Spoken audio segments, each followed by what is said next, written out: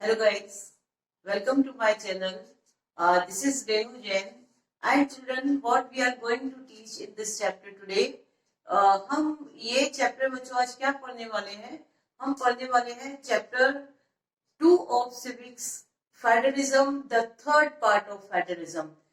Previous two videos में बच्चों हम लोग पढ़ चुके हैं meaning of the federalism, main features of the federalism and kinds of federalism and how federalism is practiced in India.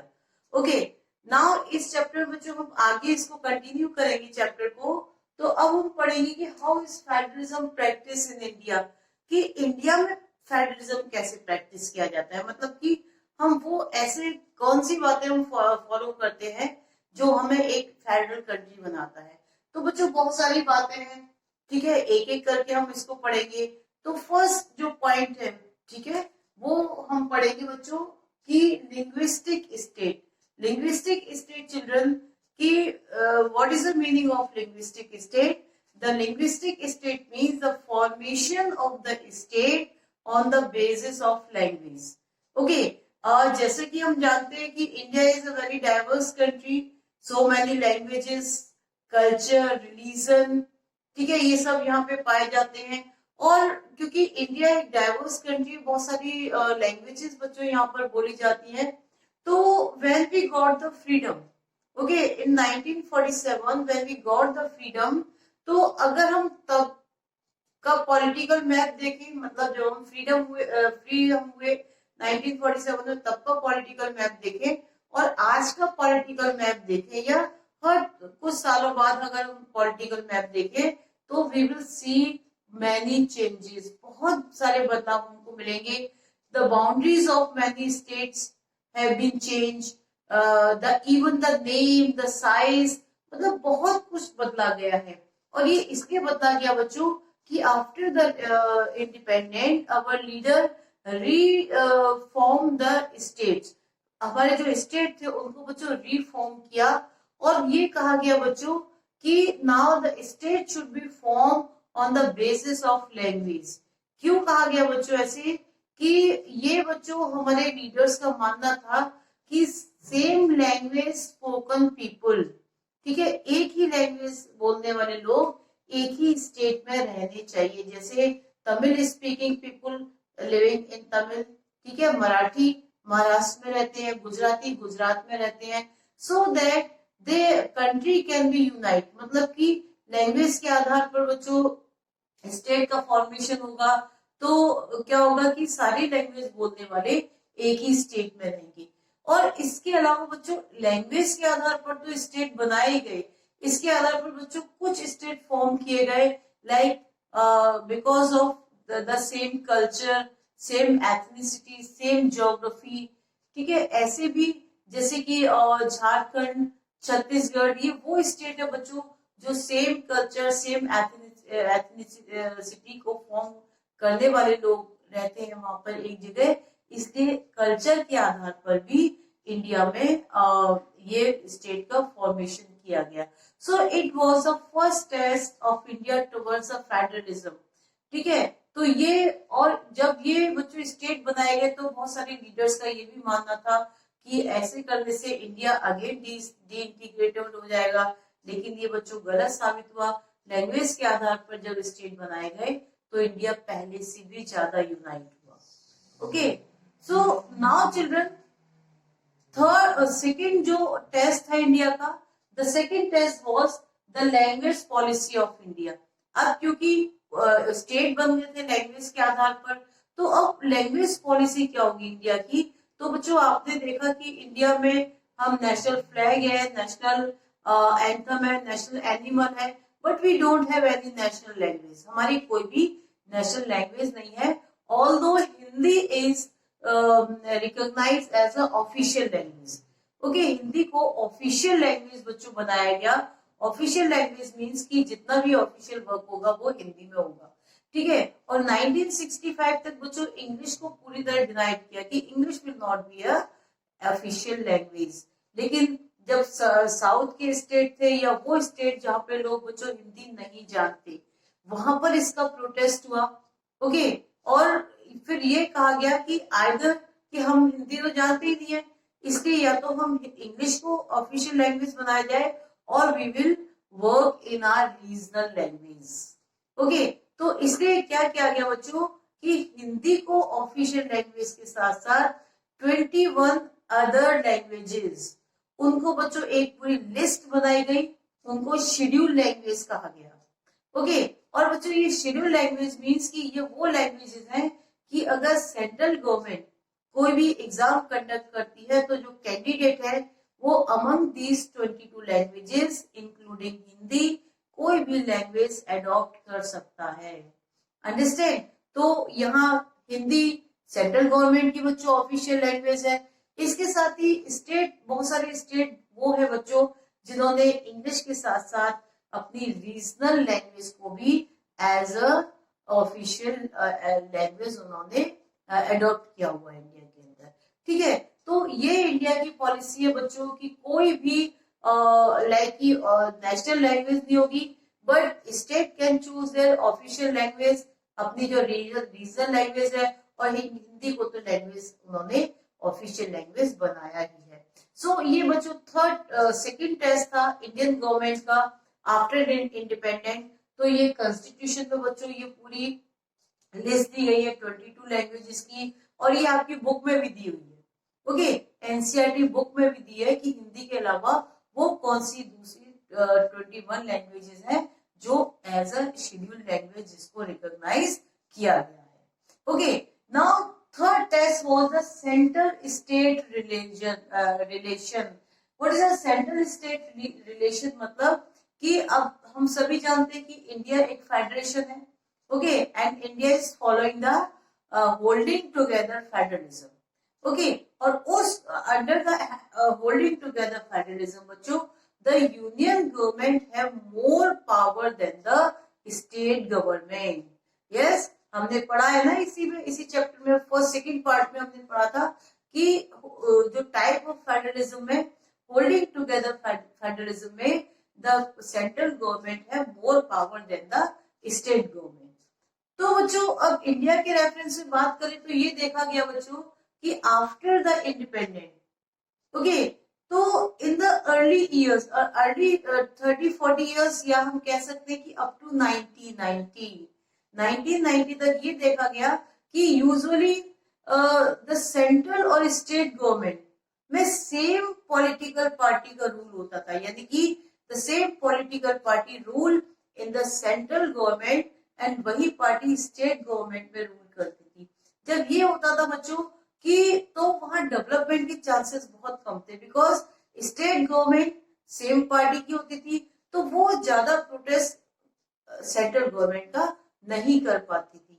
और या फिर सेकंड ऑप्शन क्या होता था कि if the ruling party in central government and in state government was rival, मतलब कि अगर सेंट्रल गवर्नमेंट में दूसरी पार्टी होती और स्टेट गवर्नमेंट में दूसरी पार्टी होती तो बच्चों को क्या होता, फिर सेंट्रल गवर्नमेंट मिसयूज करती अपनी पावर का, ठीक है, और वो किसी न किसी तरह से स्टेट गवर्नमेंट को क्या करती, डिसमिस भी कर सकती थी। But the political scenario in India was change after the 1990। क्यों हुआ कि बच्चों 1990 के बाद many regional party emerge in India and they raise their power. ठीक है, बहुत सारी रीजनल पार्टी इंडिया में बच्चों आई और उन्होंने पावर रेज की, और यहाँ से बच्चों जो टाइम शुरू हुआ the time was of कोalition government. Indian politics में बच्चों कोalition गवर्नमेंट का वो प्रैक्टिस शुरू हुई। तो what is a coalition government? Coalition government बच्चों the government in which no single party get majority. ठीक है, किसी सिंगल पार्टी को मेजोरिटी नहीं मिलती, and that party enter into the alliance with the other parties and form the government। ठीक है, मतलब कि कोई एक पार्टी भी ऐसी नहीं जीतती जिसको मेजोरिटी वोट मिले, तो 3-4 पार्टी आपस में मिलकर वो रिक्वायर्ड नंबर पूरा करके गवर्नमेंट बनाती है और इस तरह से पावर में शेयरिंग वो करते थे। ठीक है, तो यहाँ से बच्चों जब शेयरिंग हुई कोalition गवर्नमेंट की तो क्या हुआ कि पावर मैक्सिमम लोगों के साथ शेयर की जाने लगी। तो इस तरह से स्टेट और सेंट्रल और स्टेट जो रिलेशन थे बच्चों उनको मेंटेन करने में एक कोalition गवर्नमेंट का इम्पोर्टेंट रोल था। तो ये वो बच्चों चीजें थी जो इंडिया में प्रैक्टिस की जाती है और जो ये शो करती है कि इंडिया एक फेडरल कंट्री है। द नेक्स्ट पॉइंट इज कि decentralisation in India. What is a decentralisation of India? Decentralisation of India मतलब कि चिल्ड्रन कि हमारे पास बच्चों दो लेवल है, सेंट्रल लेवल और स्टेट लेवल। लेकिन अब यहाँ क्योंकि इंडिया एक बहुत बड़ा कंट्री है बच्चों, और इसके कुछ स्टेट तो इतने बड़े हैं बच्चों साइज में एज वेल एज पॉपुलेशन में कि बहुत सारे कंट्रीज की तो उतनी पॉपुलेशन भी नहीं है। Got it? तो इसके लिए बेटर एडमिनिस्ट्रेशन के लिए बच्चों एक जरूरत महसूस हुई कि थर्ड लेवल ऑफ गवर्नमेंट भी बनाई जाए। तो थर्ड लेवल गवर्नमेंट बच्चों बनाई गई, उसको लोकल लेवल गवर्नमेंट कहा गया। तो इसके लिए बच्चों some power from central government और फ्रॉम स्टेट गवर्नमेंट, ठीक है, यहाँ से दोनों से पावर लेकर किसको दी गई? थर्ड लेवल ऑफ गवर्नमेंट को दी गई, जो कि बच्चों रूरल इंडिया, रूरल एरिया और अर्बन एरियाज में अलग अलग है। जैसे rural area in the form of panchayati raj and urban areas in the form of municipality.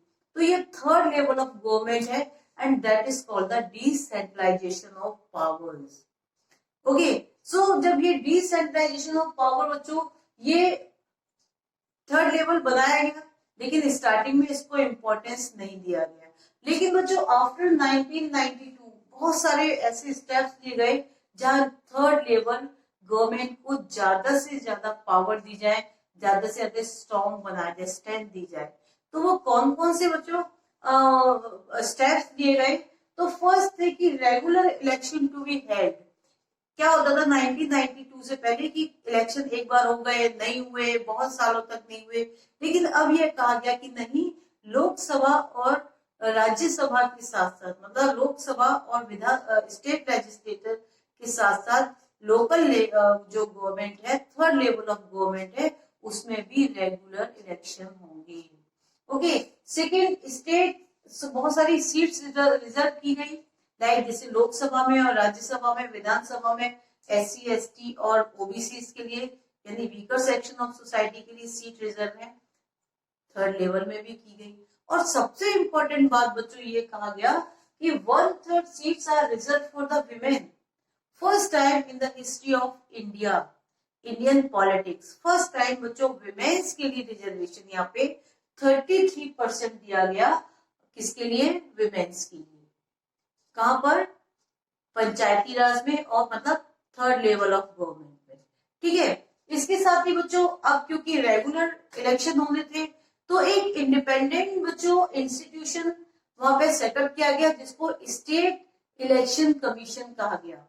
तो जितना भी थर्ड लेवल गवर्नमेंट की बच्चों जो भी इलेक्शन है, जो भी वहां पे वर्किंग है, तो उसकी सारी रेस्पॉन्सिबिलिटी किसकी है? State election commission. Okay, next है बच्चों कि स्टेट गवर्नमेंट आर रिक्वायर्ड। अब क्योंकि third level administration government run करना है तो उनके लिए बच्चों फाइनेंस चाहिए, पैसा चाहिए। वो कहां से आएगा? पावर्स चाहिए। तो ये बच्चों स्टेट गवर्नमेंट के अंडर में वर्क करती हैं, third level of the government. तो स्टेट गवर्नमेंट की जिम्मेदारी है कि वो अपनी कुछ पावर्स, कुछ फाइनेंस किसको ट्रांसफर करे? इस पंचायती राज और municipalities. Okay, so that they can run there government. क्योंकि बच्चों बहुत सारी प्रॉब्लम्स ऐसी होती हैं जो लोकल लोग ही बेटर समझते हैं, लोकल लोग ही बेटर उसको सॉल्व कर सकते हैं, और इसीलिए बच्चों थर्ड लेवल ऑफ गवर्नमेंट का फॉर्मेशन इंडिया में अंडर द फेडरलिज्म किया गया। ओके, नेक्स्ट बच्चों कि द लोकल, अब जो थर्ड लेवल है बच्चों, लोकल में पंचायती राज है। हम लोग पढ़ चुके हैं प्रीवियस क्लासेस में कि एवरी विलेज और ग्रुप ऑफ विलेज है बच्चों, वहां पे पंचायत होती हैं, इलेक्टेड रिप्रेजेंटेटिव्स होते हैं। बहुत सारी पंचायत मिलकर ब्लॉक समिति या पंचायत समिति बनाते हैं, और फिर ग्रुप ऑफ पंचायत समिति मेक द जिला परिषद। यानी पंचायत गांव से, विलेज से कहां तक पहुंचती है बच्चों? हाई लेवल पर डिस्ट्रिक्ट तक पहुंचती है, ठीक है। और नेक्स्ट हमारा है बच्चों कि अर्बन एरियाज में। अब अर्बन एरियाज में बच्चों देखो बड़े सिटीज भी हैं, टाउन्स भी है, स्मॉल सिटीज भी है। तो स्मॉल सिटीज और टाउन्स के लिए म्यूनिसिपैलिटीज आर देयर, ओके, और बड़े सिटी के लिए municipal corporations are there to run the third level of government, okay, local government. तो बच्चों ये वो सारी बातें बच्चों कि इससे पता चलता है कि इंडिया एक फेडरल कंट्री है, ठीक है, और इंडिया कैसे अपना फेडरेशन को फॉर्म करता है, गवर्न करता है, प्रैक्टिस करता है, ठीक है। तो ये बच्चों ये तीन जो वीडियोस हमने बनाए, इन तीनों में एक पूरा चैप्टर हमने बच्चों एक्सप्लेन किया। तो अगर आपको ये मेरा वीडियो पसंद आया बच्चों तो आप कमेंट करें, लाइक करें, शेयर करें, और बच्चों आगे आपको कौन सा वीडियो, कौन सा चैप्टर देखना पसंद है वो कमेंट बॉक्स में जरूर डालें, जिससे नेक्स्ट में वही वीडियो मैं आपको वीडियो के थ्रू मैं चैप्टर एक्सप्लेन करूं। और now next video, otherwise I am going to start history chapter बच्चों।